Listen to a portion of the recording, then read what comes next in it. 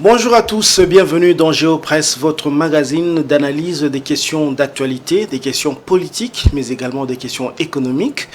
À 4 mois de la tenue des élections, la classe politique semble définitivement fixée sur les acteurs qui vont concourir à cette course électorale, du moins pour ce qui est des législatives nationales dont les acteurs sont déjà connus.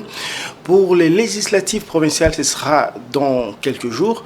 La CENI a déjà fixé aussi la date, vous le savez depuis la publication du calendrier électoral. C'est donc le 1er septembre que les candidats présidents vont commencer à déposer les dossiers. Nous sommes donc véritablement dans la dernière ligne droite pour organiser ces élections. Mais la question que l'on se pose, est-ce que le FCC de Joseph Kabila et l'Amouka de Martin Fayoulou vont finalement rejoindre le processus électoral? Ne risque-t-il pas d'être les grands absents de cette course électorale? C'est la question que je vais poser à mes deux invités que je m'empresse de présenter à ma gauche. J'ai Dieudonné Boinali. Bonjour Dieudonné Boinali. Bonjour Patrick Ilunga, bonjour à tous nos téléspectateurs. Voilà, Dieudonné Boinali qui n'est plus à présenter, il est journaliste ici à Géopolis Forum, il est aussi un habitué de GeoPresse. À ma droite, à votre gauche, j'ai Fiston Oleko. Bonjour Fiston. Bonjour Patrick Ilunga, bonjour aussi à tous nos téléspectateurs, mais également à Dieudonné Boinali. Voilà, Fiston Oleko, lui aussi un habitué de GeoPresse. Dieudonné Boinali, on va déjà attaquer avec la première question. Comment analysez-vous le processus électoral en général? Parce que, bon, le gouvernement, en tout cas le pouvoir, semble très déterminé. Il n'y aura pas report. La date, c'est le 20 décembre. Il n'y aura pas report parce qu'il faut respecter les nombres d'années prévues pour un mandat présidentiel. Il n'y aura pas report parce que le pays est en train de se démocratiser. Nous sommes au 4e cycle électoral et la population, les électeurs, même tous ceux qui participent à cette compétition électorale, ils s'en sont déjà habitués. Et vu aussi le temps qui nous reste, il nous reste moins de 5 mois, disons 4 mois et demi. C'est difficile d'arrêter le train des élections. Et pour essayer de satisfaire les uns les autres, il y a certains qui disent qu'il faut la révision du fichier électoral par une organisation indépendante. Il y a d'autres qui contestent les animateurs de l'actuelle commission électorale nationale indépendante. Il y a d'autres qui n'en veulent même pas des élections. Ils veulent seulement la transition. Il faut arrêter la machine des élections, se retrouver autour d'une table, discuter et se partager des postes. Voilà un peu les décors que nous présente la classe politique. Mais du point de vue officiel, je suis sur le plan formel. Le train des élections est en marche. La CENI a déjà fait beaucoup de choses. Vous savez, Patrick Kilunga, quand on organise les élections suivent 3 étapes. Nous avons les opérations préélectorales, nous avons des élections les opérations électorales, nous avons aussi des opérations post-électorales. Au moment où nous sommes en train de parler, la CENI est entrée un peu pied dans les opérations électorales. Toutes les opérations préélectorales ont été déjà vidées. Nous sommes en train de vider maintenant les opérations électorales. Et au finish, à la fin, il nous restera que les votes. Et puis on va passer aux opérations post-électorales. Au moment où nous en parlons, je ne vois pas cet acteur politique qui va se lever encore au jour d'aujourd'hui, dire qu'il faut arrêter la machine des élections. Parce que arrêter la machine des élections veut dire jeter tout l'argent que le Trésor public a déjà alloué à la centrale électorale. On jette cet argent à la fenêtre. Tout ce qu'on a fait comme opération d'identification et d'enrôlement des électeurs sera jeté dans la poubelle. Il faut recommencer les opérations d'enrôlement. Et puis, il y a eu, vous l'avez dit en introduction de votre émission, pour certaines candidatures, la CENI a déjà reçu les dossiers des candidats. Et au moment où on portait, il va les transmettre soit à la cour d'appel, soit à la Cour constitutionnelle pour validation, parce que dans ces lots de dossiers-là, il y a ceux qui ont déjà perdu leur nationalité congolaise, il y a ceux qui n'ont pas de titres académiques, parce que pour certains postes à pourvoir, on exige un certain niveau de titres pour être élu. Donc ces dossiers-là seront toilettés, d'abord au niveau de la CENI, et puis on va les envoyer soit à la Cour d'appel, soit à la Cour constitutionnelle, qui va rendre les listes définitives. Parce que la CENI va publier les listes provisoires. Mais l'institution habilitée à publier la liste définitive, celle qui est considérée par les pouvoirs organisateurs des élections, pour enfin organiser les élections, ce sont les cours et tribunaux. Et nous avons les cours d'appel installés dans les différentes provinces. Et puis vous avez la Cour constitutionnelle, la Cour des cours, la haute cour. Voilà, merci d'avoir planté le décor. Ça aussi, ce sera la même question pour Fiston Oleko pour aussi planter le décor de son côté. Fiston Oleko, comment analysez-vous d'abord le processus en général? Est-ce qu'aujourd'hui, on est sûr d'aller aux élections? Est-ce qu'il y aura glissement? Est-ce qu'il y aura dialogue? Comment analysez-vous ce processus en général? Merci beaucoup, Patrick. On aura le temps d'entrer dans le détail. Pour la question, de manière générale, comme vous avez dit, on va dire que le train des élections aujourd'hui est irréversible. On ne peut pas faire marche en arrière parce que nous sommes dans le délai, un délai qu'il faut respecter parce que c'est selon le prescrit de la Constitution. Et le train des élections a été en marche depuis novembre 2022 lorsque la CENI a initié, a publié le calendrier électoral qui jusque-là est en train d'être appliqué par elle-même, la CENI.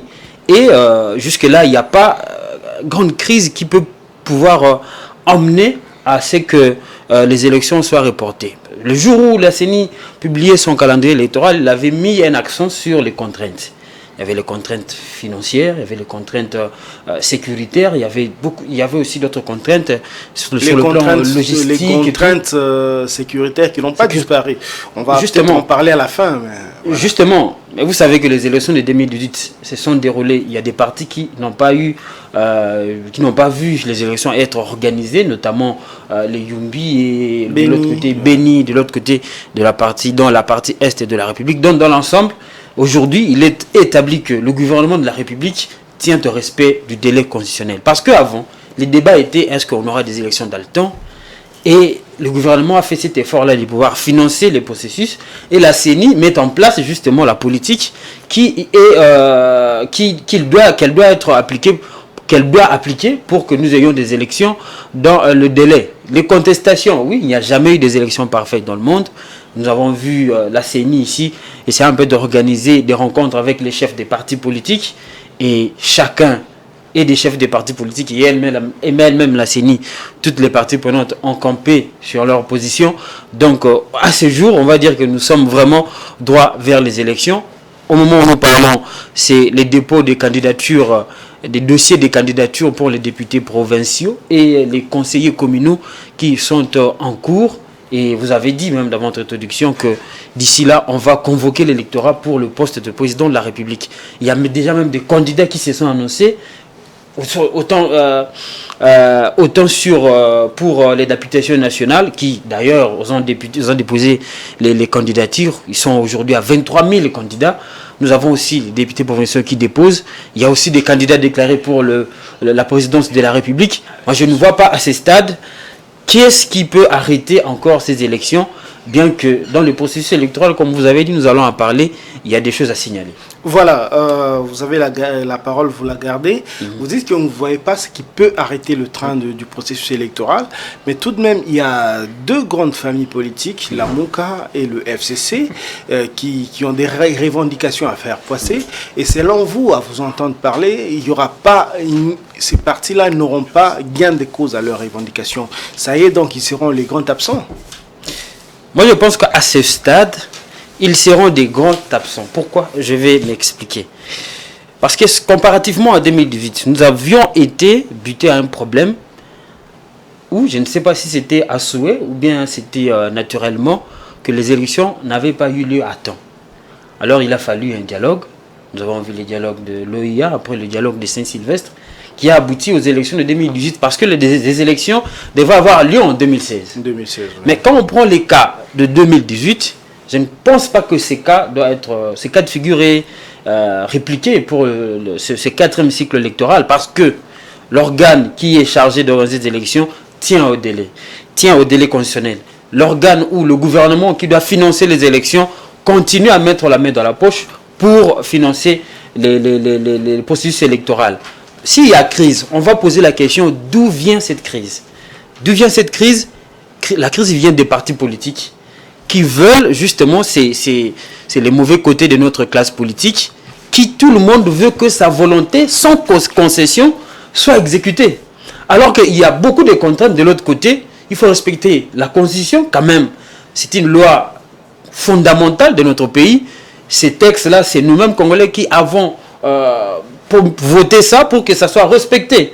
Ce n'est pas qu'à chaque processus électoral, nous organisons pour aller au dialogue. Non, quand même, c'est cette contrainte-là qui était là et la CENI et le gouvernement, visiblement, aujourd'hui, sont prêts à aller pour que nous ayons des élections. La crise aujourd'hui, il est clair, il est établi, noir sur blanc, que viennent justement des partis de l'opposition qui posent des conditions, mais des conditions à l'extrême qui ne permettent pas justement d'avancer. Donc aujourd'hui, si l'opposition, déjà c'est déjà difficile parce qu'avec la députation nationale et provinciale, avec les conseillers communaux, ça n'a pas tenu. Je ne vois pas comment est-ce qu'ils peuvent se rattraper aussi longtemps qu'ils sont aussi accompagnés des gens qui ne visent pas que le poste de président de la République, visent aussi être député national, provincial, être aussi conseiller communal. Je ne vois pas comment est-ce qu'ils peuvent se dédier pour aller briguer le poste qui leur reste jusque-là, parce qu'on n'a pas encore lancé, on n'a pas encore convoqué l'électorat. Donc si l'opposition campe à sa position, je pense que les élections, à l'allure où vont les choses, par rapport aux faits en présence, je pense que les élections vont s'organiser sans une grande partie de l'opposition, notamment le FCC et la MOUCA, qui, d'ailleurs, il faut aussi les signaler, perdent déjà certains des membres. Vous avez vu à Dos Ndombassi, des 4 députés de Martin Fayoulou, un est parti. Vous avez vu à Geneviève Inagosi et d'autres cadres des partis des FCC qui se sont justement inscrits en faux à la décision de leur famille politique, et ils se sont retrouvés dans les listes des gens qui vont compétir pour les élections. Merci Fiston Oleko. Dieudonné Boinali, Fiston Oleko vient de dire tout à l'heure que la crise provient en réalité des partis d'opposition, mais tout de même, si on y regarde de plus près, est-ce que les revendications, par exemple, les revendications de Fayoulou, entre autres, refaire l'audit du fichier électoral, le FCC demande entre autres de récomposition, la récomposition de la CENI, est-ce que ce ne sont pas des revendications quand même légitimes? Elles sont légitimes du moment où elles sont techniques, parce qu'il y a certaines revendications de l'opposition qui sont politiques. Parce qu'il ne faut pas oublier, jusqu'aujourd'hui, il y a un membre de l'opposition, dont Martin Fayoulou, qui continue aujourd'hui à faire des bruits en disant que c'est lui qui a été le président élu. Et à côté de cela, vous avez l'ancien Joseph Kabila, l'ancien président Joseph Kabila Kabange, qui ne parle pas, qui ne donne pas sa position. C'est difficile de savoir qu'est-ce qu'il veut avec son parti, les PPRD. Voilà un peu, nous sommes suspendus sur leur décision. Mais ce qui est vrai, l'opposition, bon, voulais-je dire une grande partie de l'opposition. Vous avez la parole, mais je vous rappelle qu'il y a 2 mois, Joseph Kabila a réuni les membres de son parti et les membres de sa famille politique. Il a parlé entre autres de la crédibilité de la CENI, et donc il a repris les revendications du PPRD et du FCC. Ils ne reconnaissent pas les membres de la CENI, ils veulent la récomposition de la CENI, même de la Cour constitutionnelle. Voilà les revendications. Donc je crois qu'il a parlé il y a 2 mois, on connaît la position du PPRD, de Joseph Kabila et donc du FCC. C'est des bonnes guerres, Patrick Ilunga. Quand on ne veut pas des élections, on cherche un bouc émissaire pour justifier votre absence ou bien le fait de n'avoir pas déposé les candidatures pour compétir aux différents scrutins qui seront organisés par les pouvoirs organisateurs, la CENI. Certains évoquent la composition du bureau actuel de la CENI qui pose problème, d'autres la composition de la Cour constitutionnelle, la haute cour. Il y a d'autres qui disent que les élections telles qu'elles sont organisées, elles sont mal organisées. D'ailleurs, premièrement, ce processus a connu un grand retard, mais heureusement, l'équipe Kadima a tout fait pour qu'on puisse récupérer les retards. Et au jour d'aujourd'hui, on a déjà un fichier électoral. Les opérations d'identification d'enrôlement des électeurs ont déjà pris fin. Et il y a 48 heures, Denis Kadima a inauguré la maison des élections qui constitue un cadre de concertation et d'échange entre la CENI, les visiteurs et les différents acteurs du processus électoral. Il faut savoir aussi que rien n'est parfait sous le soleil. L'opposition peut beau crier, peut demander, peut aller de conditionnalité en conditionnalité, même si on cherche des personnalités indépendantes qui viendront de l'Occident, même de l'Église catholique, qui est en première ligne pour défendre les élections transparentes, libres, inclusives et démocratiques. Je vous dis, il y aura toujours une partie de la classe politique qui contestera toujours ces élections.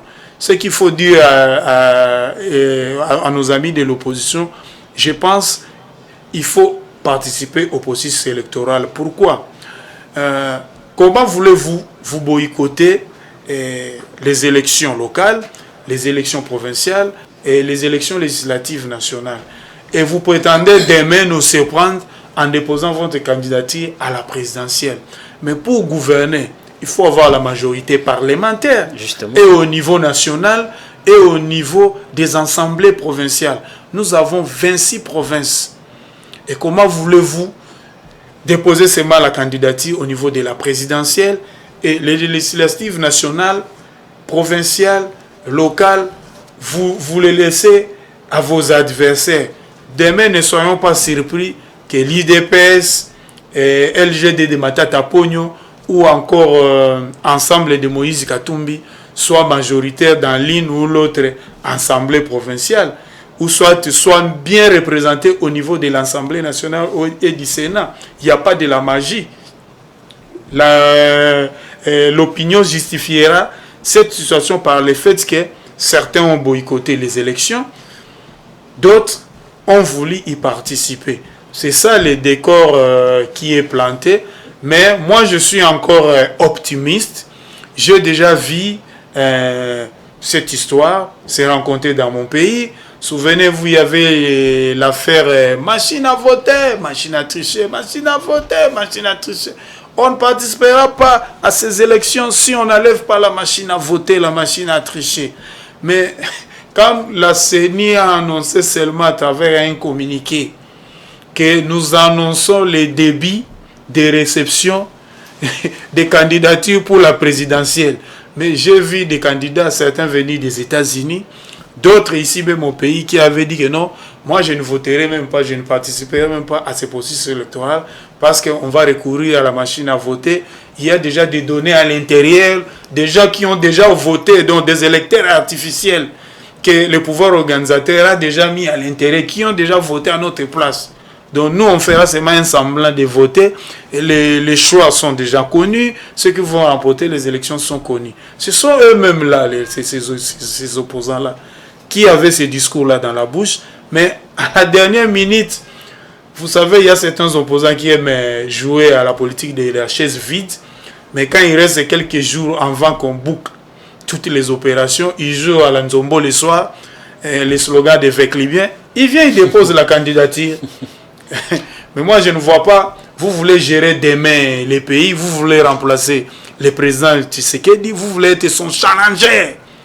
Mais vous boycottez les élections législatives à tous les niveaux. Et vous voulez vous présenter à la présidentielle. Il faut prendre nous, vos électeurs, au sérieux, les membres du parti au sérieux, les gens qui vous considèrent comme vous êtes un acteur politique majeur au sérieux. La politique, c'est à boire ou à manger. Ou soit vous faites la politique pour servir l'intérêt général, ou soit vous faites la politique pour faire les spectacles ou les théâtres. Moi, je pense qu'ils doivent déposer leur candidature pour tenter de gérer, ne serait-ce même 2, 3 ou 6 assemblées provinciales. Ce n'est pas mauvais. On a vu ça dans d'autres pays en Europe. Les partis de Marine Le Pen, ce n'est pas les partis qu'on a connus hier. Ils avaient commencé avec un faible engouement, moins d'électeurs, petit à petit, en participant aux élections. Aujourd'hui, ces partis politiques font partie des grandes formations aujourd'hui en France. C'est comme ça qu'un parti politique grandit, avec l'expérience électorale. Vous faites le bilan à chaque cycle électoral. En 2006, on avait eu combien de députés, combien de sénateurs? 2018, et ainsi de suite. C'est comme ça que la démocratie grandit. Les partis politiques aussi se démocratisent davantage. On ne peut pas continuer à vouloir gérer les pays en allant de conditionnalité en conditionnalité, même si aujourd'hui la CENI arrive à satisfaire certaines de leurs conditions. Ils vont en créer d'autres. Nous connaissons la classe politique congolaise. Voilà. Elle est toujours comme ça. C'est la classe politique que nous avons. Donc, comme avait dit un célèbre un scientifique, Lepsi Lipson, il disait que un peuple ne mérite les institutions qu'elle a issues de sa classe politique. Quand vous avez une classe politique médiocre, vous allez avoir aussi certaines candidatures médiocres. Vous allez avoir aussi certains partis qui n'ont pas de vision, qui font beaucoup de bruit. Mais quand les élections arrivent, ils se rétractent. On ne participe pas. C'est ça le problème. Merci beaucoup, Dieudonné Mwanali, mais il faut rappeler tout de même, fiston Oleko, que Lamouka, par exemple, Martin Fayulu, à l'élection de 2018, c'est quand même 34% des suffrages exprimés, donc suffrages récoltés par lui. Le FCC, c'est avec Chadari, c'était 23%, et si on va du côté des législatifs, c'était plus de 50%, ils sont quand même représentatifs. Est-ce que la CENI n'aurait-elle pas fait mieux de les écouter aussi? Oui, merci beaucoup pour la question. La CENI, je l'ai dit ici, quand j'ai pris la parole avec votre première question, que la CENI a initié des rencontres avec les acteurs politiques. On a vu Martin Fayulu, on a vu Est-ce que c'était pas pour la forme? Parce qu'à la fin, ils ont refusé. Mais c'est ça, non, il faut les écouter. Mais par quel mécanisme on va les écouter? Si ce n'est que des dialogues comme ça. C'était des moments de rassurer les parties apprenantes aux processus électoral que voilà ce qui se passe, voilà ce que vous vous dites. Est-ce que c'est possible d'aller? Est-ce que ce n'est pas possible d'aller? Tout ça, ça se passe dans la discussion. Quand ils y vont, soit on ne vient pas, soit on campe dans sa position, on ne veut pas avancer avec ce qui est comme contrainte. Il faut mettre beaucoup plus d'action sur les contraintes, sur tout temps, parce que c'est ça notre choix en tant que peuple, c'est ça notre choix, 5 ans, pas au-delà de 5 ans. Aujourd'hui, vous avez la parole, mais je vous pose en même temps une question. Est-ce ce n'est pas un fétichisme des dates? Est-ce qu'on va aux élections juste pour satisfaire la question ou bien la particularité temps, mais sans penser à l'après? Est-ce qu'il ne faut pas déjà mettre en place une sorte d'entente pour faire en sorte que même après l'élection, qu'on continue à faire la paix sociale? Est-ce que ce n'est pas seulement un fétichisme des dates? Ce n'est pas le fétichisme. Moi, je vois, si on veut parler maintenant des discussions entre parties prenantes pour mettre tout le monde d'accord, on propose le dialogue. Dans le dialogue, on va parler de quoi? C'est-à-dire qu'on va se préoccuper que de la position du FCC et de la Mouka. Alors, pour ceux qui ont déjà déposé des candidatures, non, mais il y a qui sont partis les Sesanga, les partis mais le parti de Sesanga est déjà dans le processus. Mais ils gardent les mêmes revendications. Non, le problème c'est quoi? Le problème c'est que il faut aller au processus électoral, mais aussi essayer un tout petit peu, parce qu'au finish, c'est préserver la crédibilité des résultats qui seront issus des urnes. C'est aussi essayer un peu de garantir la confiance entre les parties prenantes et la CENI. Mais il faut aller. Si vous voyez que la confiance que vous cherchez, vous n'en avez pas, ou la CENI ne donne pas ça, alors vous-même, vous devez aussi trouver des mécanismes pour créer des conditions de confiance, mais aussi des certitudes par rapport aux résultats qui seront issus des urnes. Notamment la problématique des témoins. Vous savez qu'aucun parti politique ici au pays n'arrive à arroser toute la République en termes de témoins. Vous voyez, donc il y a aussi ces problèmes-là avec nos partis politiques. Nous ne sommes que dans des revendications, mais nous n'avons pas la possibilité de mettre en place des mécanismes qui peuvent aussi créer une forme d'une conscience que vous-même, vous avez créée. Aujourd'hui, si on parle, je reviens sur la question des dialogues, on va parler de quoi? Pour satisfaire une partie. Alors que d'autres partis prenantes aux positions électorales ont déjà dépensé d'abord de leurs moyens financiers, ont déjà constitué des dossiers. Aujourd'hui, si on va au dialogue pour mettre d'accord la Mouka et c'est-à-dire qu'on va faire la table rase, on va recommencer à zéro. Et ceux-là qui ont déjà mobilisé des moyens pour aller aux élections en décembre. Parce que tout ça, ces calculs, tout ça, c'est chronométré.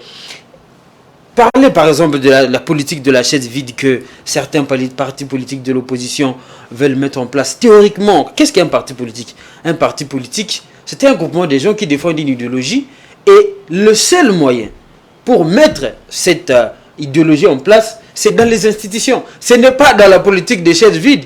Il faut s'assumer à un moment donné avec nos partis politiques. On prend les cas de la Mouka. Qu'est-ce qui fait que la Mouka aujourd'hui se rétracte? Ces rétracts disent que je ne participe pas aux positions électorales. Pour l'audit du fichier électoral. Seulement pour l'audit du fichier électoral. Qui n'est même pas une exigence légale. Ben, si vous dites que seulement pour l'audit du fichier électoral, mais c'est quand même de bonne guerre, ils doivent revendiquer ça, parce que si jamais dans l'audit qui a été fait avant, il y a eu des erreurs, parce que les erreurs sont humaines quand même. Le deuxième audit peut être là pour corriger. Et ça, c'est légitime quand même de le revendiquer. Est-ce que nous avons, vous savez, combien de mois que la CNI a eu pour avoir le premier audit fichier électoral? C'est plus de 3 mois. Parce qu'il fallait d'abord commencer par l'appel à manifestation, l'appel d'offres. Après ça, il faut des recrutements, il faut étudier les dossiers. Alors en ce moment ici, par exemple, en juillet, où Martin Fayulu revendiquer ça, on aurait encore plus de 3 mois de pouvoir organiser un processus qui n'est même pas légal, et les élections, cela aura comme conséquence de bouger même le calendrier électoral. On aurait peut-être des élections en février, mars, ou je ne sais moi, parce que tout justement une partie prenante a réclamé je ne sais pas comment on l'appelle, comment vous avez dit, une revendication légitime. On va par exemple avec le FCC, on réclame quoi? On réclame qu'on recompose la CNI, qu'on recompose la Cour constitutionnelle, mais vraiment, comme on dit à Lingala, à vous-même. À vous-même. C'est compliqué. Les revendications sont vraiment à l'extrême, ce qui fait que il est difficile aujourd'hui pour la CNI de pouvoir, parce que au-delà de tout, la CNI n'est que comme un corps militaire. Elle exécute, bien que ça garde son autonomie, mais elle exécute les prescrits de la loi. Elle exécute justement aussi par rapport à ce qui est mis dans sa corbeille comme moyen financier pour aller de l'avant. Donc moi je pense aujourd'hui, il est difficile, comme je l'ai dit tantôt, que l'on récupère ces partis-là, mais ce n'est pas la fin du monde. On a vu ça avec les élections de 2006, Félix les très populaires. Il faut dire qu'il n'y a aucun parti politique de l'opposition qui n'a été populaire comme l'UDPS avec les Sphinx, il faut préciser. N'était pas aux élections de 2006, mais les élections ont eu lieu. On a vu tout ce qu'on a vu. Malgré qu'il n'était pas là, il y avait encore justement des tiraillements après les élections. On a vu les élections en 2018 qui s'est organisée. 2011 d'abord. 2011 Bemba aussi n'est pas là. Bemba n'était pas là. Il était incarcéré avec Joseph Kabila. Après, il y a eu des problèmes. 2018, 2 ans après la date prévue, 2 dialogues. Mais nous sommes quand même avec le vieux, le pauvre Edem Kodjo. Après Kodjo, on a vu la Cinco qui était entrée dans la danse pour essayer un peu de mettre tout le monde d'accord. La classe politique congolaise, moi je pense que c'est une classe politique qui n'est pas prête. Bon, ce n'est pas aussi atypique à la RDC, c'est un peu partout au monde. Tous les partis politiques, ceux qui gèrent et ceux qui sont dans l'opposition, se sont jamais mis d'accord, mais on ne peut pas enlever dans leurs idées, surtout les partis d'opposition, la volonté d'avancer. Bien qu'il y a des discordances, mais quand même on ne peut pas enlever cette volonté-là d'avancer, de participer au processus. On a vu même, je reviens dans des cas de figure, on a vu même au Bénin, il y a eu des élections où l'opposition n'a pas voulu participer, c'était clair, mais ça n'a pas empêché Patrice Talon d'organiser des élections, et les élections ont eu lieu aujourd'hui, le monsieur est toujours au pouvoir. Donc, moi je pense que la politique de la chaise vide, je reviens encore au concept de M. Dieudonné Boinali, n'a jamais vraiment payé. Au contraire, ça affaiblit encore parce que nos partis sont d'abord, il faut dire, fragiles. Il faut se constituer, il faut se regaillardir. Voilà, donc Fiston ne voit pas la CENI faire machine arrière. Dieudonné Boinali, si la Mouka n'a pas de candidat, par exemple Fayulu n'est pas candidat, du côté du FCC on n'a pas de candidat, on peut dire que c'est du pain béni pour Félix Tshisekedi, ou est-ce que Joseph Kabila et Martin Fayulu peuvent peser autrement pour faire des alliances justement avec ceux qui vont aller, par exemple les Sisanga et les autres? Bon, moi, j'ai dit, si Martin Fayulu, Madidi et Joseph Kabila Kabange ne participent pas à ces élections, je pense que c'est un boulevard laissé vide pour l'actuel président Félix Tshisekedi de briguer un second mandat et voire même d'avoir la majorité parlementaire qui lui a manqué dès le début du premier mandat pour comment dire, réaliser ses promesses électorales, son projet de société. Pourquoi je l'ai dit? À part Martin Fayulu et Joseph Kabila, il ne reste que Moïse Katumbi, les challengers sérieux, et puis on peut ajouter Matata Pogno. Ces deux-là, bon, à défaut d'avoir une candidature unique, chacun va évoluer en cavalier solitaire, et en ce moment-là, c'est un boulevard pour l'actuel président. Et surtout qu'on a modifié les modes d'élection du président de la République. Il n'y a pas de deuxième tour. Non, ça c'était depuis 2011. Depuis longtemps qu'on a modifié. Le président qui sera élu à la majorité simple, il est président de la République. Donc c'est un boulevard laissé pour le président Tshisekedi. Voilà pourquoi dans mon introduction, j'ai parlé tout à l'heure de certaines revendications de l'opposition. Le FCC et la Mouka sont purement politiques. Je peux même oser dire la majorité de ces revendications. Elles ne sont pas techniques, elles sont plus politiques. Elles sont liées à la proclamation des résultats. Quand vous voyez les institutions que l'opposition cite, quand on cite déjà la CENI, la recomposition du bureau de la CENI, c'est-à-dire l'opposition n'a pas confiance au bureau Kadima. Quand on cite déjà la Cour constitutionnelle, le président de la Cour qui est là, et tous les membres de la Cour, dont on n'inspire pas à l'opposition confiance. Quand on cite les autres institutions, les acteurs clés, qui seront indispensables les jours J, les jours où on va proclamer les résultats. Quand vous les boudez, vous n'avez pas confiance en eux. C'est-à-dire il y a quelque part un problème. Soit je vous dis, ce sont des revendications politiques. Si ces revendications étaient techniques, d'ailleurs, Fiston Lego l'a dit, l'audit du fichier électoral n'est pas une obligation légale, mais c'est une obligation citoyenne que l'administration électorale, la centrale électorale, la CENI, s'est imposée pour montrer à l'opinion tant nationale qu'internationale, à la population, à tous les candidats, que je suis en train d'organiser les élections selon les prescrits de la loi et en fonction des moyens qui m'ont été alloués par les trésors publics et par les partenaires au développement. La CENI veut aussi montrer qu'elle n'a rien à cacher. Pourquoi on a inauguré la maison des élections? C'est pour avoir un échange direct entre les gouvernants et les gouvernés. Parce que la CENI fait partie aussi des gouvernants. C'est pour avoir un échange direct entre les pouvoirs organisateurs et tous les candidats. Même les citoyens. Même les citoyens, même les curieux, les chercheurs, les visiteurs, même certaines personnes qui veulent être des observateurs internationaux. La CENI joue à la transparence. L'autre problème, nous semblons oublier que la CENI a publié la liste provisoire des candidats des partis politiques qui vont compétir aux élections législatives nationales. Sur cette liste, vous allez voir, nous avons moins de 10 partis politiques qui ont déposé des candidatures dans toutes les circonscriptions électorales. Là où il y a ne fût-ce qu'un siège à pouvoir, ils sont au nombre inférieur à 10. Or, si vous comparez la liste qui a été publiée par le ministère de l'Intérieur, la liste actualisée des partis politiques en activité en République démocratique du Congo. Nous avoisinons les chiffres de 960, 980 partis politiques. Mais quand vous regardez la liste qui a été publiée par la CENI, des partis politiques ayant un tel seuil électoral, ils ne sont pas nombreux. Il n'y a que les regroupements. Vous allez voir, il y a IDPC allié, il y a les MLC, la FDC de Bati, l'INC de Vital Kamere, et puis les partis politiques de Matata Pogno, LGD. Des partis qui ont réuni un grand nombre de candidatures. Mais les autres, pourquoi ils n'ont pas réuni le même nombre que les autres partis? Parce qu'il s'est posé, ou il se pose encore au jour d'aujourd'hui, un problème sérieux au niveau de l'implantation de tous ces partis politiques sur toute l'étendue du territoire national.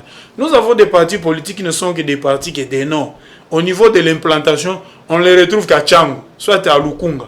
Au niveau de l'implantation, on les retrouve dans 2 ou 3 provinces. Comment voulez-vous, quand nous arrivons au moment des élections, que ces partis-là puissent avoir des candidats dans toutes les circonscriptions électorales? C'est là où ça pose des problèmes. Devant maintenant cet danger-là, l'autorité morale peut décider, je dis, bon, on ne participe pas, on risque de jeter notre argent par la fenêtre, d'ailleurs, nous n'allons même pas gagner. Voilà, vous avez répondu à la première, on va dire, première partie de ma question, mais là, il y avait une deuxième, vous le faites peut-être en 30 secondes. Est-ce que on peut envisager que les candidats, les grands candidats qui ne seront pas peut-être du processus électoral, puissent peser en faisant alliance avec ceux qui sont là? Je cite par exemple Fayoulou et le FCC de Joseph Kabila. Peuvent-ils peser tout en étant en dehors du processus, mais en faisant peut-être appui ou bien en apportant de l'appui à un ou autre candidat? C'est une bonne question, Patrick. L'univers politique, c'est un monde dynamique, aléatoire. Demain, moi, je ne serais pas étonné si je vois, par exemple, Martin Fayoulou soutenir Félix Tshisekedi, par exemple, au cas où il ne sera pas candidat. Voilà, quand même... Vous cherchez la réponse, je vous dis. Oui. Il peut basculer dans un camp comme dans l'autre. La politique est dynamique. Ce que nous dénonçons, nous regrettons, est qu'il faut que ces alliances, ces soutiens, soient des soutiens idéologiques. Parce que nous trouvons mal. On n'aura jamais. Non, il y a aussi des soutiens ou bien des alliances stratégiques. Vous êtes des libéraux, pas forcément idéologiques. Vous êtes des libéraux, vous êtes des partis nationalistes, vous êtes des partis écologistes. Avec des AAB. Avec des idéologies. Vous cherchez la contradictoires. vous faites l'alliance, vous vous soutenez. C'est là où ça pose problème. C'est le plan idéologique, c'est le plan contenu. Mais c'est le plan politique, il n'est pas exclu que parmi les absents, les grands absents, qu'on puisse retrouver parmi eux certains qui vont soit soutenir les présidents sortants, un candidat de l'opposition, ou soit Moïse Katumbi, il ne faut pas avoir peur de les citer, ou soit d'autres candidatures, ça peut arriver, ou soit entre eux, c'est convenu et jeter l'air dévolu, par exemple, sur l'un des candidats de l'opposition qui a décidé, par exemple, de participer à la présidentielle. Ce n'est pas exclu. Même s'il n'y aura pas des alliances, il n'y aura pas des mots d'ordre, je pense dans la tête des électeurs, eux-mêmes, ils savent quel est le courant, quel est le parti politique qui nous est proche idéologiquement et politiquement. Et là c'est là où nous pouvons aller demain pour les calculs idéologiques n'ont jamais fait l'objet de leur pensée, jamais. Je parlais idéologiquement et politiquement. Voilà, il faut dire que l'équation n'est pas forcément simple parce que le PPRD avait déjà appelé à ne pas s'enrôler. Il y a une autre question qui s'ajoute aussi à la problématique. La même question, je la pose à Fiston Oleko. Si le FCC ne présente pas de candidat et la Mouka ne présente pas de candidat, n'est-ce pas c'est du pain béni pour le président Félix Tshisekedi qui s'est déjà annoncé comme candidat? Mais la deuxième partie de la question, c'est que est-ce que si Fayoulou et Kabila ne sont pas de la course, vous les voyez supporter un autre candidat par exemple? Je vais commencer par la deuxième question. C'est possible. C'est possible. Le problème, c'est qu'avec notre classe politique, il y a cette forme d'égo surdimensionné qui fait que les acteurs, difficilement, ils s'entendent, surtout quand autour d'eux, il n'y a vraiment pas la certitude de partage des gâteaux. S'il y a vraiment les gâteaux, là, vous voyez que les discussions commencent et aboutissent parce qu'on sait qu'à la fin, on aura... il y a la certitude que moi, j'aurai tel poste, moi, j'aurai tel poste. Et c'est possible que cela soit fait, mais c'est aussi les grands défis de l'opposition depuis que nous avons commencé ou soit renouer avec les systèmes démocratiques et électoralistes. Vous allez penser en 2006, je reviens encore l'histoire, c'est très important. Et Jean-Pierre Bemba n'a pas vraiment su galvaniser autour de lui, malgré les 2 tours, toute l'opposition qui était contre Kabila visiblement, mais n'ont pas su soutenir au 2e tour. C'est lui qui était le rival de Kabila. C'est difficile. En 2011... Vous avez la parole. Je me rappelle d'ailleurs que Boumanza, Jean-Baptiste Boumanza, qui était de l'UDPS, mais entre guillemets que les gens disaient près de Bemba du fait de l'appartenance à l'Équateur, qui avait fait un peu, je sais pas moi, comme un appel du pied pour que les gens de l'UDPS votent pour... Justement, Bemba, il avait été suspendu. Il était même publié, après ses prises de position, il était même publié que l'UDPS soutenait Bemba. Alors qu'en réalité, ce n'était pas ça. Et vous avez évoqué d'ailleurs la sanction qu'il avait coupée. Donc c'est ça le plus grand problème. Quand on vient en 2011, l'opposition a eu du mal aussi à s'unir. En 2018, on a vu vraiment que c'était l'union vraiment de l'opposition. Mais à la fin, pouf, la Mouka s'est disloquée justement après avoir choisi son candidat unique qui était Martin Fayulu à cette époque-là. Mais cette fois-ci, je crois que les questions, surtout avec le FCC, je ne vois pas, d'ailleurs, son autorité morale donne l'impression comme si tout ce qui se passe n'est... comme disent les Kinois, Zakutukunate, Taliete, ce qui beaucoup ce qui beaucoup sali. Donc, il est difficile de voir, moi je ne vois pas un Joseph Kabila se lever un bon matin et dire que soutenez Délicie Sanga, soutenez Martin Fayulu, soutenez Matata Pogno, Moïse Katumbi, qui leur cas, il faut aussi le dire, est un peu compliqué. Moi, je ne les vois pas être éligibles d'ici novembre ou décembre. Bon, ça, ce sont des guerres politiques entre les acteurs mais politiques. On ne peut pas présumer de l'avenir. C'est vrai que n'est candidat que c'est lui dont la candidature a été acceptée à la Cour constitutionnelle. Justement, on n'en est pas encore là, mais c'est les candidatures annoncées. On débat en tout cas autour des candidatures. Bon, je comprends bien, bien, mais il est possible que ça, parce que je l'ai dit ici, c'est le grand défi de l'opposition. Parce que si vous voulez vraiment... Ici, Dieudonné Bonali a beaucoup plus tourné autour du concept idéologique. Si vous voulez vraiment mettre fin à un système que vous estimez qui ne gère pas bien, qui est, je lis même certains mots, on parle de dérive dictatoriale. Si vous estimez que vous... De légèreté, d'amateurisme. Si vous pensez vraiment qu'il faut... Mais vous refusez aussi de participer à si vous pensez qu'il faut vraiment mettre fin à cet amateurisme, à cette dérive dictatoriale, il faut entrer dans la cour, compétir, mettre des mécanismes. Bon, par rapport à votre première question, je pense que l'Union sacrée se frotte les mains et se disent c'est fini. Parce que... On n'a même pas besoin de tricher. On n'a même pas parler trivialement. Ils n'ont même pas besoin de tricher parce que le boulevard est grandement ouvert avec quelques images que Félix Tshisekedi aussi renvoie à la population, des gens qui devraient normalement faire le contrepoids. C'est notamment en première ligne, c'est Martin Fayulu. Après, par exemple, Joseph Kabila, avec celui qui aurait soutenu pour la présidence de la République, mais aussi avec ses députés. Mais malheureusement que nous, on a des espoirs de voir cette ambiance politique frôle vraiment vers le zéro. Et c'est le camp de Félix Tshisekedi et lui-même, Félix Tshisekedi en chef, qui se frotte les mains et se disent que là même que les élections puissent s'organiser aujourd'hui pour que ça passe vite et qu'il brigue son deuxième mandat. Voilà, on ne vend pas la peau de léopard avant de l'avoir tué non plus, hein, fiston. Je crois que Dieudonné Bonali, est-ce qu'on n'est pas en train d'assister à la classe politique qui est en train d'installer les conditions pour avoir des troubles post-électoraux? Bon, je vais... Des troubles post-électoraux. Je vais rebondir par rapport à ce que Fiston Leko a dit. Il ne faut pas oublier que Joseph Kabila est sénateur à vie. Quand vous lui demandez d'être candidat à la présidentielle, vous allez soulever un débat houleux entre les constitutionnalistes, les conservateurs et les positivistes. C'est la démocratie sur la validation de sa candidature à la Cour constitutionnelle. Parce que le mot sénateur à vie lui colle à la peau jusqu'à sa mort. Deuxièmement, Dieudonné Boinali, il a l'obligation vous avez la parole, je précise, je n'allais pas dire sénateur de postuler. Je peux préciser une chose, c'est qu'il ne s'agit pas de parler de Joseph Kabila en tant qu'individu, on parle de FCC, sa famille qui n'est politique. pas à la course des législatives. C'est ça aussi le problème. Donc, nous n'avons pas des présidents des partis politiques désignés démocratiquement autour des congrès. Et lorsque les élections aussi arrivent, vous avez des primaires au sein de ces partis politiques qui se veulent être des partis démocratiques. D'ailleurs, l'exemple doit venir de l'interne. C'est à l'interne que vous devez déjà impulser les mouvements démocratiques.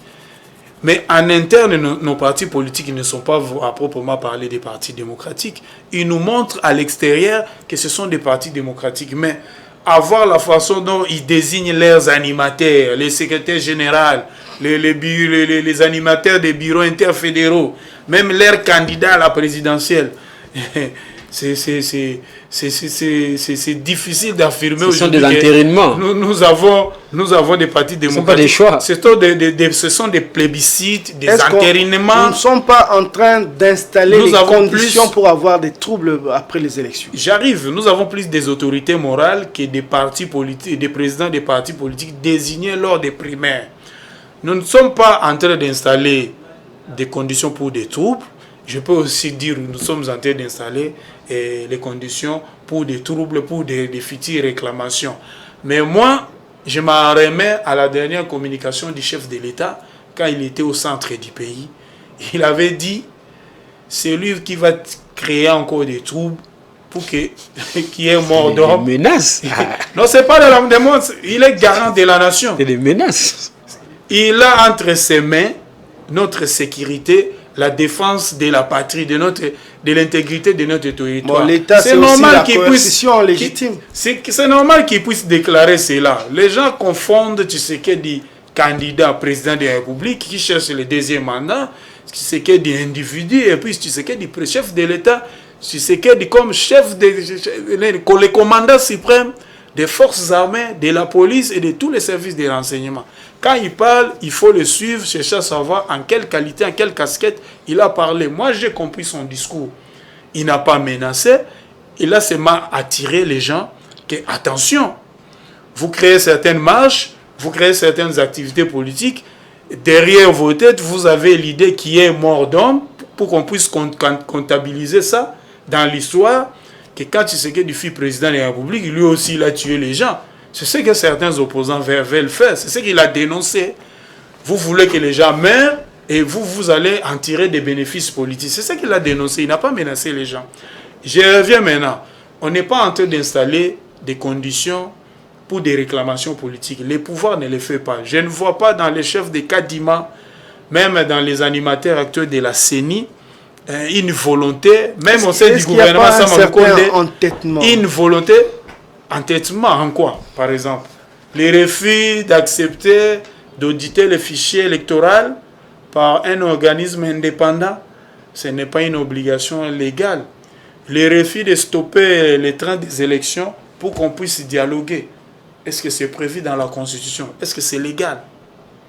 Autre chose, si nous faisons un petit rentrée historique dans l'histoire, vous allez voir que très vite, il nous reste très peu de temps, on va finir avec Corneille Nangaa, quand il fut président de la CENI, il a connu des problèmes techniques quand nous étions arrivés à quelques jours des élections pour la tenue de la présidentielle et des législatives nationales et provinciales. Il y a eu un incident malheureux et grave que la CENI regrette aujourd'hui, qui lui a fait perdre ses dépôts, certains matériels, ses archives.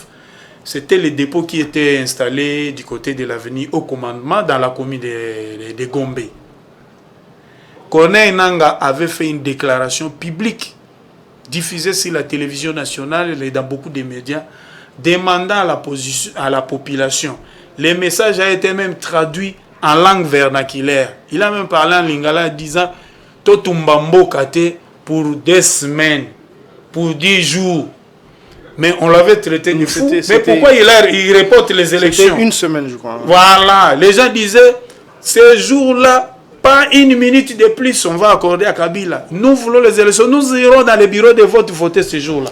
Mais il avait demandé quelques jours seulement le temps pour qu'on puisse commander les matériels, le temps qu'on puisse acheminer ces matériels et les remplacer là où on en avait besoin. Mais les gens l'avaient traité de tous les mots. Mais aujourd'hui, maintenant les pays, l'administration électorale est prête pour organiser ces élections. C'est la même opposition. Bon, pas toute, hein. Une partie de l'opposition demande qu'on puisse arrêter les traits des élections, discuter, dialoguer autour des animateurs de la CENI, Cour constitutionnelle et d'autres institutions. C'est-à-dire la recomposition de tous les animateurs et puis la réforme du fichier électoral et beaucoup d'autres conditionnalités qui doivent être réexaminées, sans oublier aussi les demandes et les observations de l'Église catholique, qui est aussi un acteur non de moindre à ne pas négliger, qui demande aussi un certain nombre de choses que la CENI doit satisfaire pour qu'on puisse avoir les conditions minimales d'une bonne élection. Merci Dieudonné Boinali. Fiston Leko, il nous reste très peu de temps. Je pose la même question que j'ai posée à Dieudonné Boinali. Est-ce que nous ne sommes pas en train d'installer des conditions pour avoir des troubles après les élections? Oui, merci pour la question. Je vais faire l'économie du temps. Il faut dire que quand les prémices sont mauvaises, je crois que la conclusion le sera aussi, parce que, comme vous voyez, les élections, c'est les périodes préélectorales, électorales, mais aussi post-électorales. Quand les périodes préélectorales et électorales sont déjà, les acteurs ne sont pas en accord, il n'y a même pas un semblant de consensus, moi je pense qu'à la fin aussi, il y aura des contestations. Ça ne peut pas manquer du moment où il n'y a pas cette confiance entre les parties prenantes. Il n'y a même pas un semblant de confiance entre les parties prenantes, surtout ceux qui revendiquent et la CENI. Il n'y a pas aussi cette, je vais dire, la crédibilité de la CENI à l'égard de certaines personnes est vraiment remise en doute, parce qu'il y a de ceux qui pensent que la CENI est sous ordre du gouvernement de la République. Ça a été toujours le cas, et je pense qu'à la fin il y aura vraiment des contestations. Mais il faut dire que ça, on va doser, parce que ça ne sera pas comme on a vécu en 2006 ou 2011, parce que vous savez que la classe politique telle qu'elle est organisée au Congo, nous n'avons que des partis de cadres. Il n'y a pas de partis de masse comme ça a été avec l'UDPS, où quand le vieux sort comme ça, ville morte, c'est ville morte. Aujourd'hui, qu'est-ce que nous avons dans l'opposition? C'est le PPRD. Le PPRD n'a jamais galvanisé la foule. Sinon, quand il était au pouvoir... si, quand même, quand ils étaient au pouvoir. Quand ils étaient au pouvoir, mais vous savez comment ça se passait. C'était la distribution des billets des banques. Bon, moi, je ne vais pas aller jusque-là, mais... Il faut se réserver un peu. Je sais que nous savons comment est-ce que les images circulaient, même des gens s'est bagarrés autour des intérêts un peu compliqués. Et de l'autre côté, vous avez la Mouka. Bon, c'est une partie qui prenait corps, mais il devait normalement... C'est un parti qui prenait corps, mais il devrait normalement... continuer pour essayer un peu d'asseoir son ancrage. Et bon, les choix politiques des acteurs politiques, on ne peut pas vraiment les juger, mais je ne pense pas que l'opposition acceptera facilement les résultats qui vont sortir justement des urnes, qui seront dirigés justement par Denis Kadima, parce que jusqu'à preuve du contraire, c'est lui qui est toujours là, et aussi la confirmation de ces résultats qui sera faite par la Cour constitutionnelle, qui est aussi rejetée par une partie de l'opposition, notamment le FCC. Donc, nous sommes partis pour des contestations. Là, il faut s'y attendre. Voilà, Dieudonné Boinali, en 30 secondes, la dernière donne, la donne sécuritaire, est-ce qu'elle ne sera pas un obstacle à la tenue des élections? En 30 secondes. Bon, nous avons toujours organisé des élections. Nous sommes au 4e cycle électoral. Pour chaque cycle électoral, les pouvoirs organisateurs des élections, que ce soit aussi le gouvernement, en ont tiré des leçons. Je pense pour le premier cycle électoral de 2006, ces élections furent sécurisées et par les forces gouvernementales. Il y a eu les forces de l'Union européenne, l'effort et la mission des Nations Unies. Pour le reste des cycles électoraux, je pense elles ont toujours été sécurisées en grande partie par les gouvernements de la République à travers ses forces de l'ordre. Nous avons vu aussi, surtout lors du dernier cycle électoral, l'armée nationale, les forces armées de la République démocratique du Congo, qui sont en train de monter en puissance, en se rééquipant, en se réorganisant, avec l'achat des engins, des moyens logistiques.